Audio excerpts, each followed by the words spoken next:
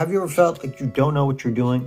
Well, most of the time that's because you're out of ideas. Now, ideas are a lot of things that can be influenced on you or could happen at moments notice when you're actually doing something by yourself. But either way, it can be really difficult to grasp ideas. Now, ideas can be unique or they can be influenced on you, which is what I think are the two other things, or that you could read upon them, research them, which is also a form of influence, and you could also be passed down ideas. So if there's someone older than you, you might want to have an idea about something. Let's say cooking. Cooking can be hard because you heard about it from someone, I guess, which also sounds like influencing. So that's because you're not exposed. I wouldn't say exposed at this time of day, in this time of era. I would say it's because you're used to too much information. So a lot of information is being distributed and consumed on the internet nowadays. Back when I was young, the only amount of information I would get was from television, and I wouldn't watch television too much. I would sit around the couch with the family and play video games like Pokemon and things like that. And I used to play like N64, Super Smash Brothers, Grand Theft Auto, things like that.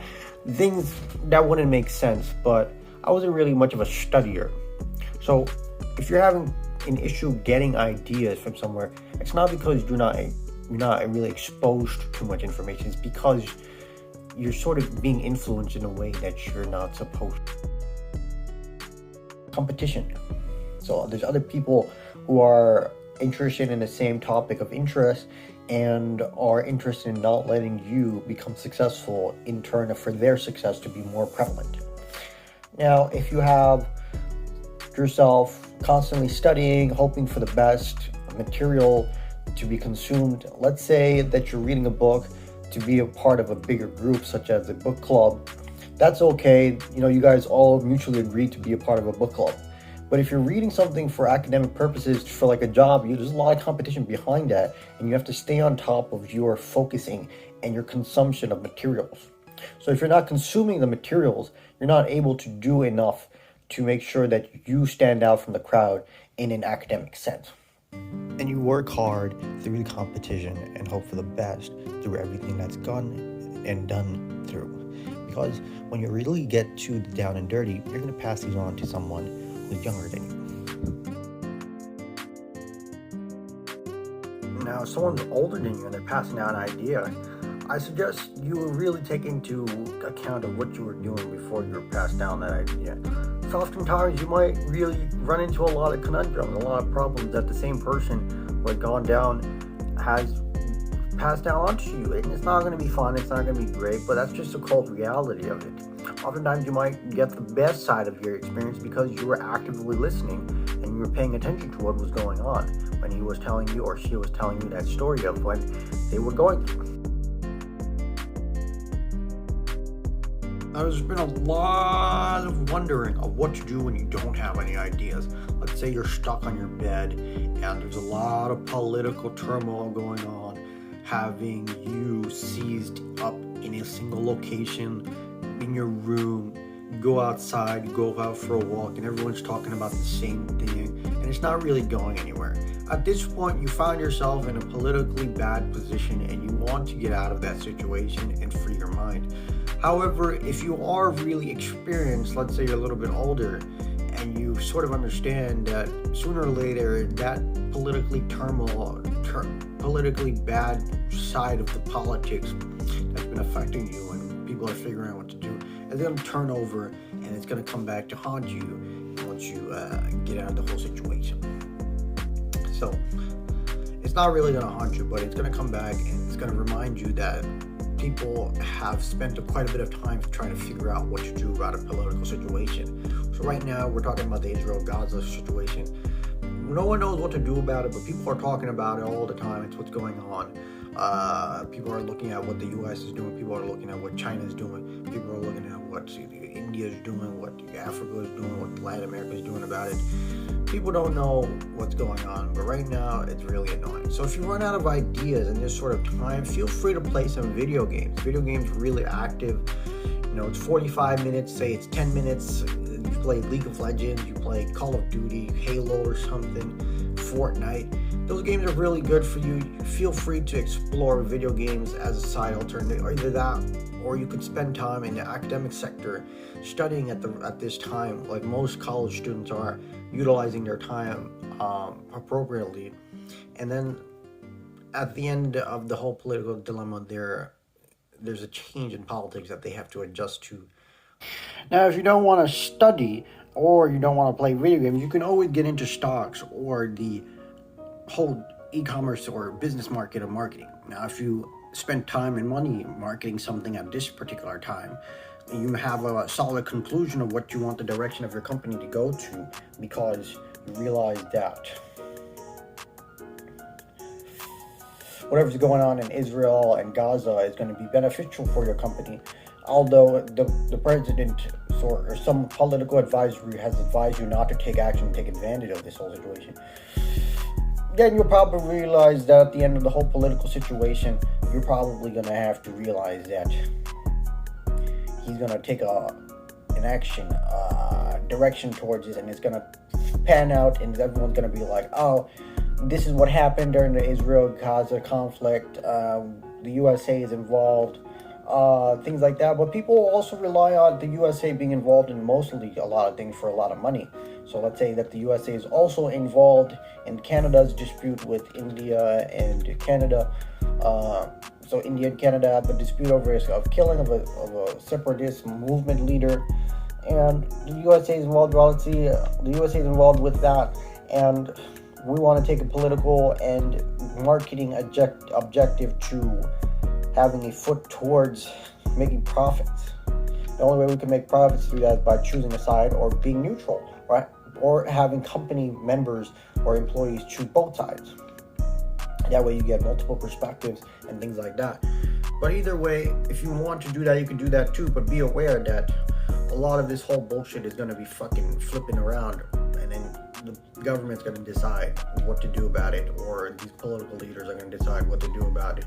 And by it, we mean the Israel-Gaza conundrum that's affecting the world, that's taking headlines for the past week.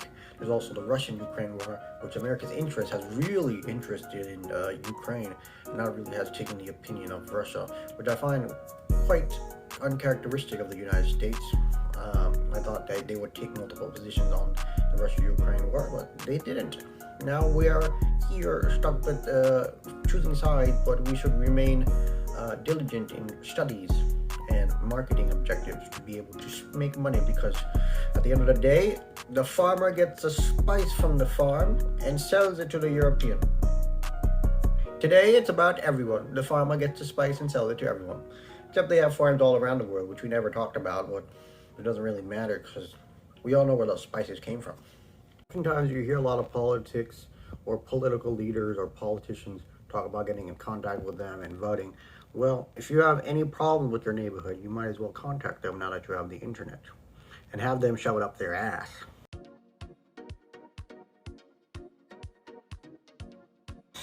Now, the other side of this is the USA having great immigration. Immigration is great and all, but a lot of people come from different parts of the world and they have no idea what's going on with the entire USA, and they're not sort of part of the system. I would say I'm a part of the system, but I realize that I don't really care about the system because of my historical context and how we use history to dictate our future, and how we use marketing trends of the past, marketing trends of the near future to create money and wealth. So if you do have any sort of redundancies, you make sure that you see them out, because I forget. Now, back when I was younger, when I was watching television on my Game Boy, I didn't really have second thoughts about getting employment. I would say that I would just get big, get older, get 19 years old age, and then get a job. But now it's more like what the economy has turned into is really more of a, really, did you just talk about this whole situation? Now we have a lot of male employers who are really looking forward to employing a lot of qualified females and feminists who are doing the same exact job as men, because men can do more laborious tasks that require more muscle, and you're missing out on a lot of high-end jobs that don't require too much muscle but require a lot of brain. So tech jobs and things like that, those you might find some are majority male to be in employment, but you won't find too many majority minority men, or you won't find enough minority men or any developing countries who are qualified in that sort of sector. And that's because feminists have come to the role and have stated that wouldn't you rather employ a girl to the whole feminist equation, wouldn't you rather employ a girl to the whole company instead of having another minority that you have to deal with because they're developing and they're not as well developed. Now, a lot of arguments go on today. Hey, these are our daughters, these are our nieces, these are our wives. So these people will literally go on ahead and take the feminist route because of certain beliefs that the United States has. They have America's interest, which isn't really too much of anything else other than manifest destiny, which is Christianity. This country was founded on Christianity, manifest destiny. Going westwards was manifest destiny, God's divine right. So if you find yourself not liking the video, feel free to dislike it, but you can like it if you want. But this is the reality of what's going on in the job market and other fields. So if you try to do social media marketing, if you try to do regular jobs, you try to do a contracting job, they're going to look at Christian favored, they're going to look at feminist favored, they're going to look at white favored, they're going to look at other things that aren't too discriminatory or minority like that's developing. So you have a lot of yoga teachers who are selling yoga classes. They travel to India, they learn yoga. You have a lot of people who are from the Sino region of Asia. You have people from Europe going to India selling yoga, and they're making their own agendas and their own companies with it. So there are other things that we can discuss here on this channel. If you like talking about feminism, what it's doing to the economy, feel free to give me a like, subscribe, and I'll try to produce more content. Now, the other thing about the job market is that if there's any unfavorable politics that's really affecting a company's growth or maybe the country's growth, they'll have to make sure that they eradicate the problem by any means possible. So if you say you're part of a group that's really not too interested in feminism, because you feel like you're losing your job placement to feminism, then you might be stuck there for a while. You might be on social security and welfare because these people really don't care. They really want to be a part of the feminist movement and get jobs, work with females at work. I'm not saying that's not terrible or anything. I'm not saying it's terrible. I'm not saying it's not terrible. I really don't care. I just need the job. But most of the time, you won't find employment. You'll find hardworking young men striving to find employment or enough money in the economy, but the economy is failing because a lot of inexperience is going on. People are being patient with the inexperience and they're hoping for results, but you won't see any avail because a lot of the wealthy are already wealthy and the rich are getting richer, as we all know, in 2023 in November, things like that. It's around the Christmas holiday and Halloween just ended. The stock market's slowly coming back, right? And companies like Instagram, Facebook, Snapchat are really looking for westernized beauty and things like that. They'll completely ignore anything else that's not right now European or Sino. You guys, recently Sinos have come on to the stage and have taken over the e-commerce industry. Actually, they are the e-commerce industry. Correct me if I'm wrong. I was already wrong and I already corrected myself. So these two things are coming into, and then there's BLM and things like that. You don't really see any people talking about what marketing influence they have. I don't really care. I don't think we really don't care, but most of the time, if you try to get something done, yeah, these people will be like, oh, you're not on social media and things like that. So we know yoga comes from India, where that's consistency of veganism and having a good body tone, things like that comes from yoga. Being Bangladeshi background, I believe in a lot of the Hinduism stuff. I believe in a lot of the Islamic stuff and the Christianity stuff, the Jewish stuff and the Buddhist stuff. So it doesn't really matter to me. It's just the thing is that there's competition in doing these things that's really causing a problem and just not enough money in the economy. If you look at statistics, there's been 69 million people in the social security sector being funded by the government. And that's like welfare, public assistance, and disabilities. So there's a lot of people. I would say that's like I don't know, 30% of America's population with Social Security, just receiving monthly basic needs, not having enough money to spend. And these people are consumers as well. They're going to Walmart, they're going to Amazon.com, and they're purchasing things, and they're helping out with the economy, and these businesses are loving it. So if you really want to be able to achieve success, you're gonna have to get rid of the Western ideology of you have to do this, you have to want to get some, or things like that. Because if you do, then you're gonna be stuck in a whole system of not being able to achieve what you want. You're gonna have to pave your own path. So the problem with paving your own path is people find out about what you're trying to pave and they like it. If they like it, it's a good thing, but at the same time, they get jealous and they'll say and render this experience as their own. They won't be able to do anything about it, and they'll find themselves stuck in a whole situation, being threatened by market trends, being threatened by market trends, being threatened by companies, being threatened by influencers, being threatened by criminals, all with different ideologies, all coming at you all at the same time. And that's what it's like living in the USA. That's what it's like trying to make money here. That's what it's like. So if you have any big ideas to try to get across, it's got to be good. You got to have enough followers, and to do that, they look for beauty and things like that. And you should try to make beauty that's aesthetic. Let's say Buddhism. A lot of sinos are Buddhist. You're not going to get any good responses. If you try to make like yoga and aesthetic to what you want to believe, you're not going to get any good responses, because they want to do that stuff, and it's the one thing that they like out of all the inventions that have come about as a necessity that's come from a spice trade.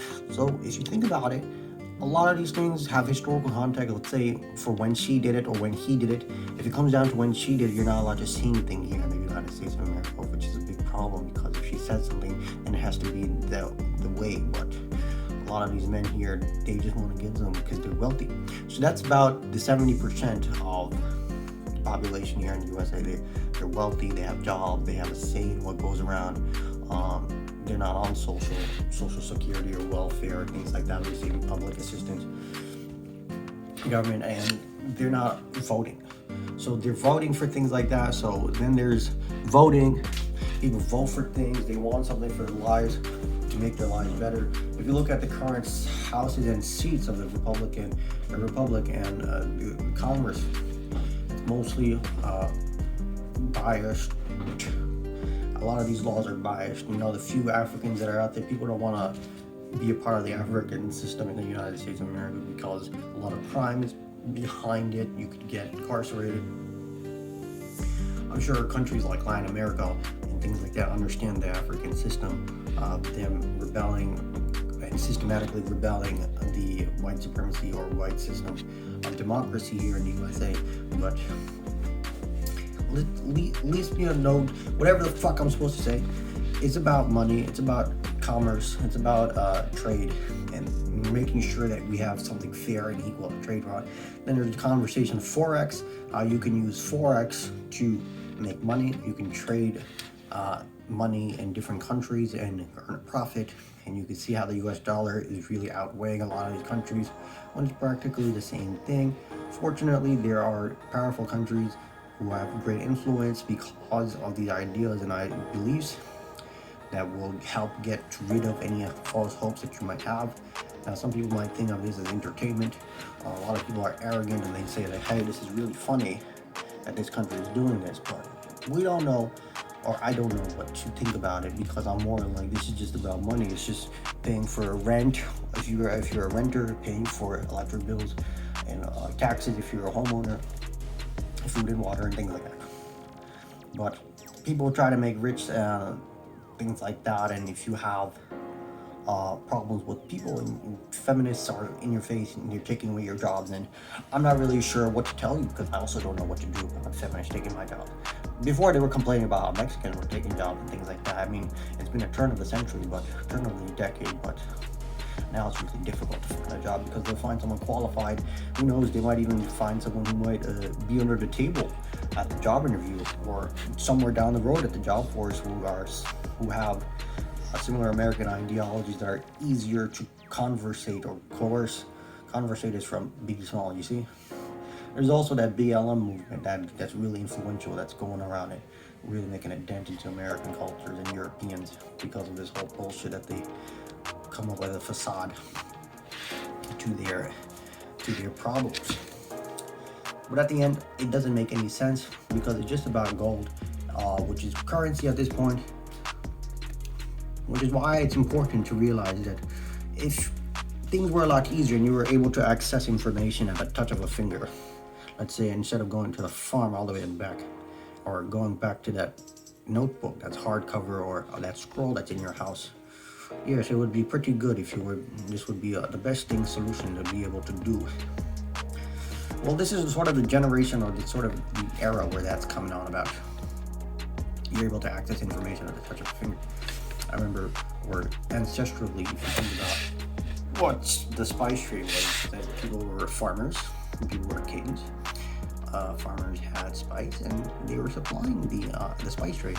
China had the Silk Road, and they had silk. People were supplying silk, and this sort of aesthetic is sort of ridiculous, but it's so far back that trying to keep in contact with people who know about these small historical cues and historical contexts is pretty difficult because America's pretty dumb. If you think about Britain is pretty smart.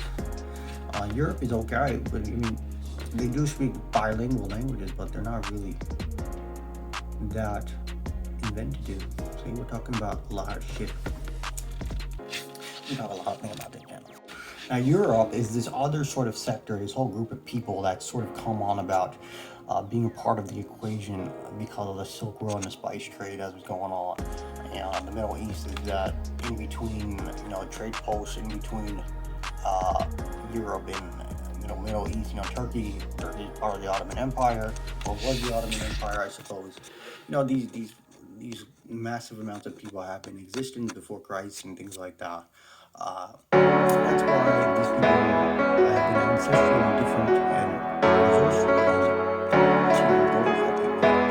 It's something interesting because they rely on that,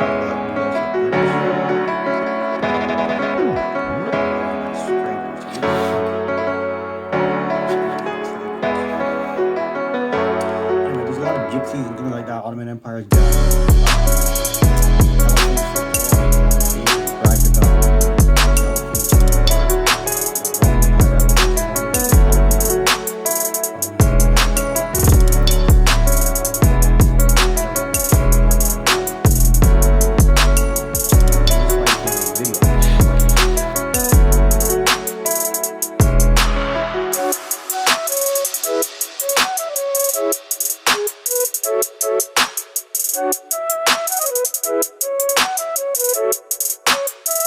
You